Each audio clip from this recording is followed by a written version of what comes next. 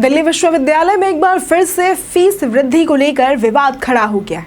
दिल्ली प्रदेश Congress committee के अध्यक्ष देवेंद्र यादव ने इस मुद्दे पर सत्तारूढ़ सरकार और विश्वविद्यालय प्रशासन को घेरते हुए तीखा हमला बोला है।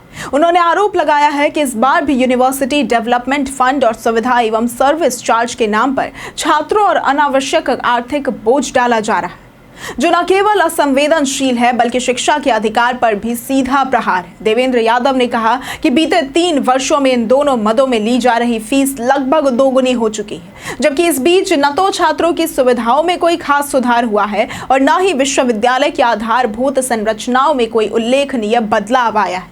उन्होंने आरोप लगाया कि यह फीस वृद्धि छात्रों के भविष्य के साथ एक अन्याय है और यह सीधे तौर पर सरकार की विफलता को दर्शाती है। यादव ने यह भी कहा कि शिक्षकों ने भी इस बढ़ोतरी का विरोध किया है, जिससे यह साफ है कि यह निर्णय व्यापक स्तर पर अस्वीकार्य है। उन्होंने साफ तौर पर कहा कि यह सरकार की जिम्मेदारी है कि वह ऐसी मनमानी वसूली को रोके और छात्रों को सस्ती तथा गुणवत्तापूर्ण शिक्षा उपलब्ध कराए। उन्होंने भारतीय जनता पार्टी के उस वादे को भी कटघरे में खड़ा किया जिसमें उसने केजी से पीजी तक मुफ्त शिक्षा देने की बात कही थी। यादव का कहना है कि अगर सरकार अपने ही वादों को निभाने में नाकाम है तो फिर उसे जवाब देना होगा। कांग्रेस नेता ने बताया कि वर्ष 2025 में प्रत्येक छात्र से यूनिवर्सिटी डेवलपमेंट फंड और सुविधा एवं सर्विस चार्जेस के रूप में कुल 3,000 रुपए की अतिरिक्त वसूली की जाएगी।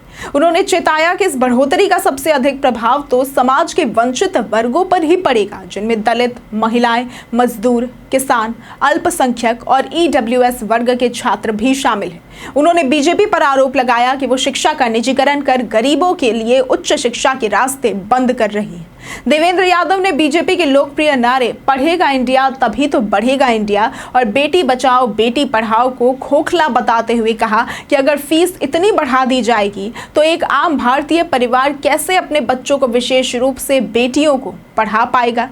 उन्होंने कहा कि यह सोच कि बेटे को पढ़ाए बेटी को नहीं, ऐसी परिस्थितियों में और गहरी हो सकती है, जिससे समाज में लैंगिक असमानता और बढ़ेगी। इस मसले का एक और गंभीर पहलू यह भी है कि विश्वविद्यालय के कॉलेजों को अब अपनी आधारभूत संरचना के विकास के लिए उच्च शिक्षा वित्तीय एजेंसियों से कर्ज लेना पड़ रहा है। देवेंद्र यादव का कहना है कि दिल्ली विश्वविद्यालय ने कॉलेजों की इंफ्रास्ट्रक्चर जरूरतों को नजरअंदाज किया, जिसके चलते कॉलेज मजबूरी में हैफा जैसी एजेंसियों से महंगी फंडिंग ले रहे हैं। अब इसका सीधा बोझ छात्रों पर डाला जा रहा है, जो डेवलपमेंट फंड और अन्य शुल्कों के रूप में भारी भरकम राशि अदा कर रहे हैं।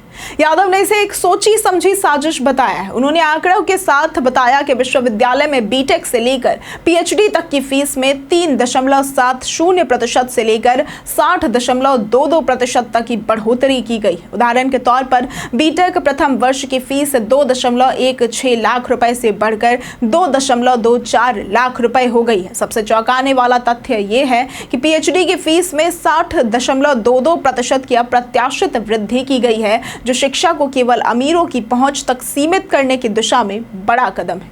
कुल मिलाकर कांग्रेस ने इस पूरे मुद्दे को छात्रों के भविष्य से जुड़ा बताते हुए इसे शिक्षा के निजीकरण की नीति का हिस्सा करार दिया है। पार्टी की मांग है कि इस वृद्धि को तुरंत वापस लिया जाए और सरकार अपनी जिम्मेदारी निभाते हुए छात्रों को सस्ती और समान अवसर वाली शिक्षा सुनिश्चित करे।